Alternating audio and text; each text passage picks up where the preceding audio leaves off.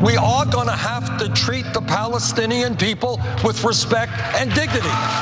As a fellow Jewish American, this is something that I've always admired about you and why I came to work for you.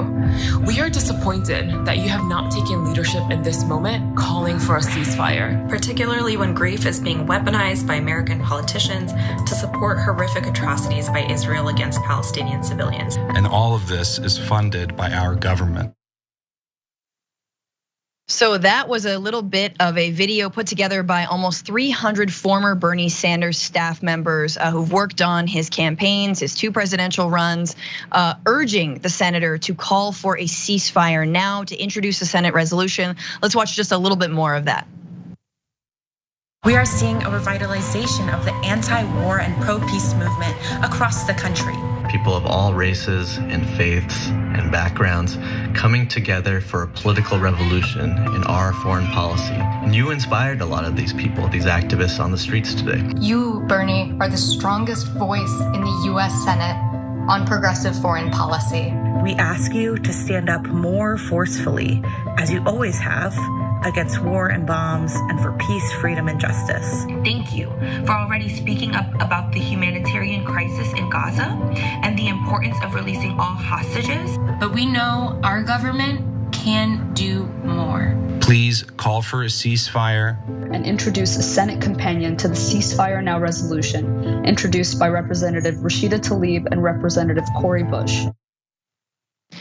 So that was put out yesterday. Again, former staffers begging Senator Sanders to call for a ceasefire. The Vermont senator has taken to the Senate floor, and he's advocated for humanitarian aid for the people of Gaza, to urge Israel to allow aid to enter the region, along with calling for halt from the bombs and missiles from both sides. Still, he's not formally endorsed a ceasefire, and his former aides are urging him to introduce that resolution more clearly. He hasn't said the word ceasefire. This is what it is. He also went on the Senate floor today. He spoke for 15 minutes on the issue. He is begging for humanitarian aid. He did not say the word ceasefire. Before I get your thoughts, Cenk, The Intercept did a really good job sort of laying out Bernie Sanders' stance around Israel-Palestine in the past. In fact, he's been one of the most progressive voices on this issue. Really on the national stage, maybe ever, that we've heard. In 2014, Sanders said that Israel's assault on Gaza was a disproportionate response. 2016, a primary presidential debate, Sanders said the US needs to treat the Palestinian people with respect and dignity. In 2020, in response to Donald Trump's supposed peace plan, Sanders said that the US must end the Israeli occupation, so he says occupation, and enable Palestinian self-determination in an independent state of their own alongside a secure Israel. And then in 2021, again, during another war on Gaza, Sanders called for an immediate ceasefire and for the US to take a hard look at the nearly $4 billion a year in military aid to Israel out of concern that US aid supports human rights violations. Of course, the difference this time is mass Israeli casualties, 1,400 people killed by Hamas and 200 or more hostages being taken. That is a huge difference. However, the disproportionate response is also incredibly large and ongoing. So where is Senator Sanders right now? Cenk, I wanted to just turn it to you before we, for your thoughts. Yeah. So look, first, tremendous credit to Bernie Sanders for being the first national politician that I ever saw talking about the Palestinians as if they were human beings. And it's really a sick state of affairs here in America that it took Bernie in the year, as late as the year 2016, to say that Palestinians are human and deserve respect and dignity before I saw any of our politicians on the national level say that. And that's not a slight against Israel to say that Palestinians are human beings. I mean, I would hope that no one thinks that, yet it took a lot of courage for Bernie to say that at the time. We appreciated it, deeply appreciated it. Questioning Israel's funding, unheard of in Washington, D.C. And Bernie does that. And by the way, Bernie has lived on a kibbutz in Israel when he was in his 20s. And so he cares deeply about Israel. He loves Israel, but he also loves Palestinians and is stuck up for them. So now, given that he's been just about the best, certainly in the Senate on this issue in any of our lifetimes, but given the short history of Israel and the occupied territories, really probably the best politician in American history on this issue.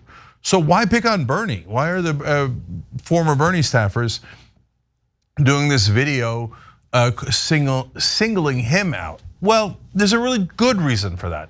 It's not to say that Bernie's a bad guy. In fact, none of them say that in the video. If you notice, they're asking him, pleading with him to stand up for them and for Palestinians and for the progressive movement and for humanity and decency. And I think that that's exactly the right way to ask, and it's a fair ask.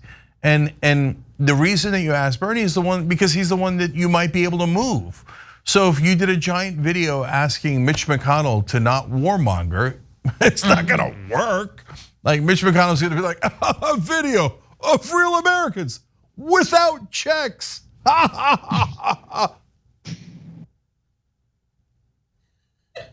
Okay, sorry. I Mitch McConnell there for a second. Okay. I was so worried you had frozen. I think everyone at home was like, oh my God, Jake froze. No, but you Mitch McConnell, got it. You saw the demon. We all know the demon. Yeah, you're not gonna be able to move Mitch McConnell. You're not even gonna be able to move Biden. You're not even gonna be able to move, 95% of Democratic senators. But if you move Bernie, especially given that he's Jewish and he lived in Israel and obviously he cares about Israel, if you move him to the position, an incredibly reasonable position of a ceasefire, then at least you begin the process of having a conversation about a ceasefire in Washington. So it's a very logical, very smart, strategic move by the progressive movement and former Bernie staffers. So thank you for putting that together. Yeah, I just have to say though, I am incredibly disappointed in Bernie here. I mean, I do not know what's going on, and I think he's scared. And I have to say, I think it's because it's Biden. And look, I'm just gonna keep it 100. I think if Hillary Clinton were president right now and she was like, let's go to war, we're doing it, he would call her out. And it's not sexism, it's that he served with Biden. He was his co-worker in the Senate for, I don't know, since 1902 or whatever, forever. With Hillary, a lot less so, and you saw it in the way that he pulled punches in the 2020 debates, and he didn't go after Biden. He ultimately wants to respect him, and I call BS on that. I think that's ridiculous. A ceasefire is such a mid position. It's what the United Nations is calling for, and honestly, what good is calling for peace? What good is our solidarity when push comes to shove? When in these high stakes moments, we let it go altogether.